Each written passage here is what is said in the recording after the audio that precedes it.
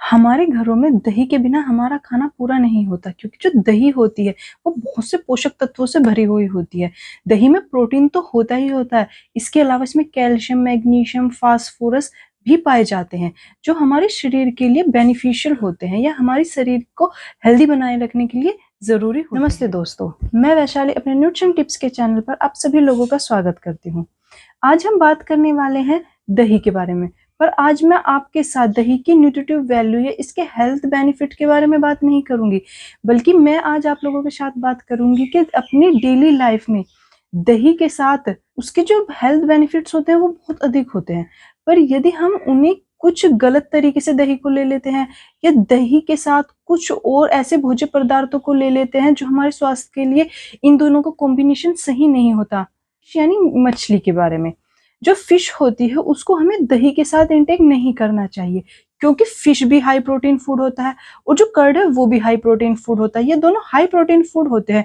दोनों high protein foods को हम एक साथ अपने भोजन में लेते हैं तो इनसे हमारा डाइजेशन जो होता है वो मुश्किल हो जाता है, हमारा पाचन सरल और सामान्य तरीके से नहीं हो पाता, जिससे हमें गैस की, इंडाइजेशन की और एसिडिटी की प्रॉब्लम हो जाती है। दूसरे नंबर पर आता है मैंगो यानी आम। आम को भी कभी दही के साथ नहीं लेना चाहिए, क्योंकि जो आम होता है वो एक खट्टा फल होता है और जो दही है वो एसिडिक होती है। और जब हम इन दोनों को एक साथ ले लेते हैं तो इससे हमारी बॉडी का जो पीएच लेवल होता है वो बैलेंस में नहीं रहता है, यानी हमारी बॉडी का पीएच लेवल जो होता है वो बिगड़ने लगता है।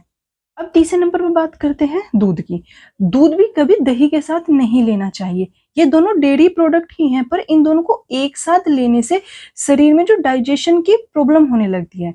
दूध जो होता है उसका डाइजेशन थोड़ा मुश्किल होता है, यानी दूध भारी होता है, और जो दही होती है उसका डाइजेशन इजी होता है, वो हल्की होती है।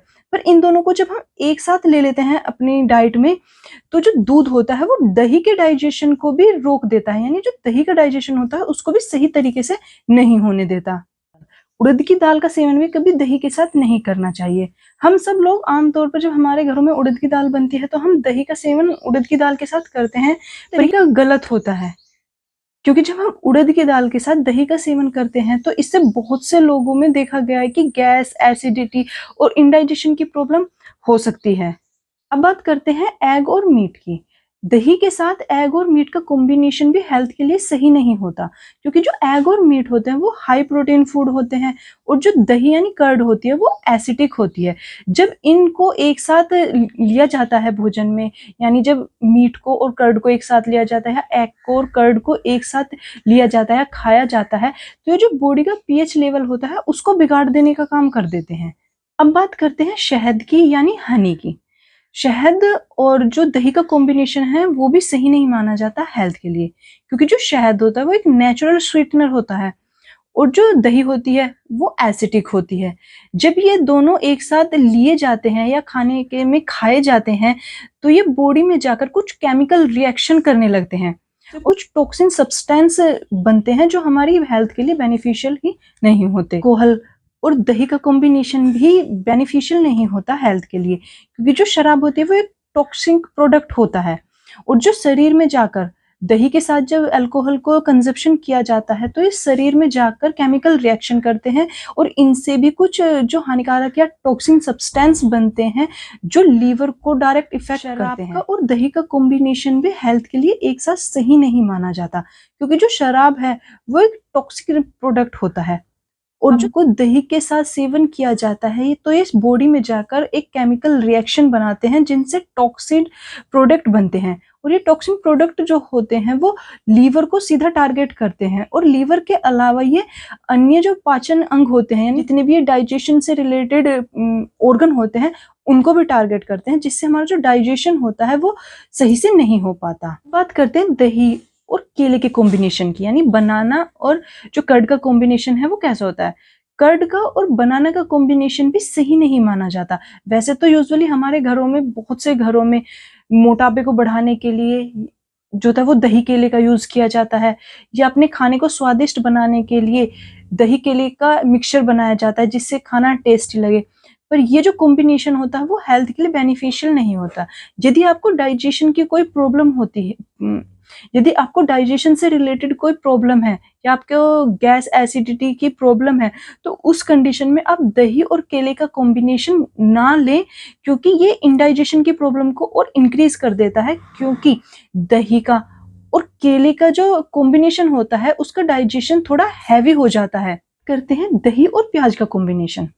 बहुत से घरों में दही और प्याज को भी खाने को स्वादिष्ट बनाने के लिए एक साथ इस्तेमाल किया जाता है, पर दही और प्याज का कॉम्बिनेशन भी जो होता है वो हेल्थ के लिए सही नहीं माना जाता। क्योंकि बहुत से लोगों में देखा गया है कि जब दही को प्याज के साथ लिया जाता है तो ये उल्टी की समस्या उत्पन्न कर सकता है, गैस की समस्या उत्पन्न कर सकता है, और हो सकता है जब केले और वो हो सकता है जब दही को और प्याज को एक साथ लिया जाए तो ये फूड एलर्जी का भी रिएक्शन कर सकती है।